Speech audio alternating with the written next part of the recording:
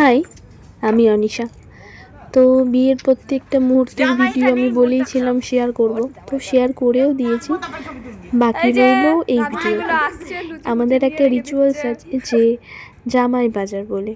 তো তোমাদের এই মানে কাদের কাদের এই রিচুয়ালসটা রয়েছে আমাকে জানিও। মানে অষ্টমঙ্গলের দিনে যেদিনকে জোর খোলা হয় সেদিনকে জামাই বাজার করে আনে, মানে জামাই যা যা বাজার করে আনবে সেদিনকে সেই সবই রান্নাবান্না হবে, কাইন্ড অফ এরকমই কিছু একটা নিয়ম। তো যাই হোক, আর আমার বর সেদিনকে দুর্ভাগ্যবশত বাড়িতে ছিল না, মানে ও ছিল, মানে বেরিয়ে গেছিলো, আবার রাত্রিবেলা রিটার্ন করেছিল আর কি। তো যাই হোক, সকালবেলা থেকে সবার মুখে জামাই থাকলে ভালো হতো, জামাইয়ের জন্য এই অনুষ্ঠান, কিন্তু জামাই বাড়িতে নেই। তো যাই হোক, আমি বলছিলাম জামাইকে দিয়ে কী হবে, আমি তো আছি। তো সেটাতে না, তাদের জামাইকে লাগবে। সুদের থেকে ওই আসলের থেকে সুদের দাম বেশি, কথাটা না। আমার দৌড়াতে জামাই এলো, আমার কোনো দাম নেই, জামাইয়ের দাম বেশি। এটাই হয় আমাদের সাথে আর কি। আর এই বাচ্চাগুলোকে যে দেখছো, এই বাচ্চাগুলো আমার বিয়ের 2-3 দিন আগে ওরা হয়েছে।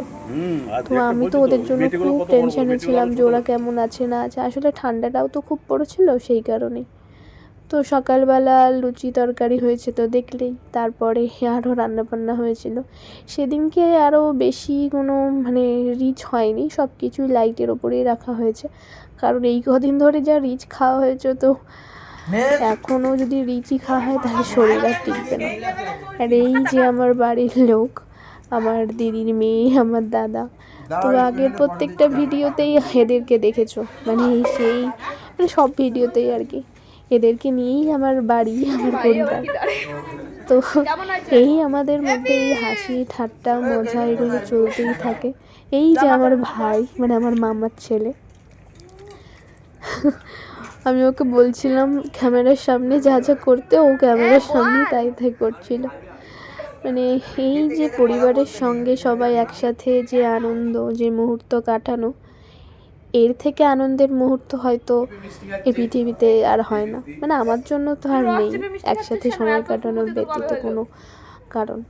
এই হচ্ছে আমার ওয়ান অ্যান্ড অনলি আমার ভাই। আর পাশে রয়েছে আমার বৌদি।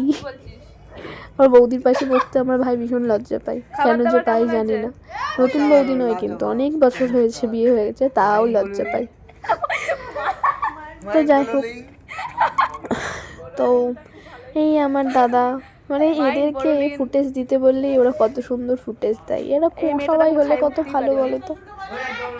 আর এই যে মেয়েটা বিয়ের প্রথম দিন থেকে খাওয়া লেট শুরু করেছে, এখনো বিয়ের শেষ দিন পর্যন্ত খাওয়া লেটেই গেছে।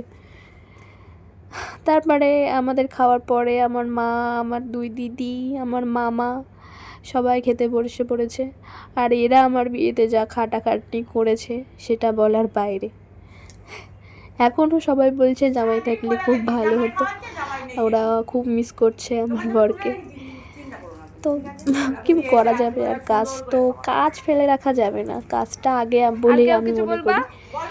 সবার আগে কাজ, তারপরে সব কিছু, তাই না? তো যাই হোক, আমার বদ্দিও কত সুন্দর ভ্লগিং করা শিখে গেছে।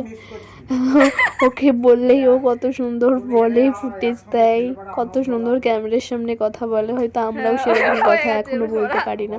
আমি তো এখনো বলতেই পারি না, আমি তো এখনো নিউ, তাই না? এখনো মানে ভ্লগ করা শিখছি বা শেখার চেষ্টা করছি, শেখার কোনো শেষ নেই। তো যাই হোক, একদিন আমিও একদম বিশাল ভালো ভ্লগ করব। এই আমার দিদা, আগেও নিশ্চয়ই ভিডিওতে দেখেছো। তো যাই হোক,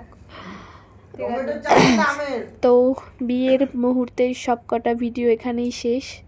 এরপরে আরও অন্যান্য ব্লগ আসবে, কিন্তু বিয়ের ভিডিও এখানেই শেষ।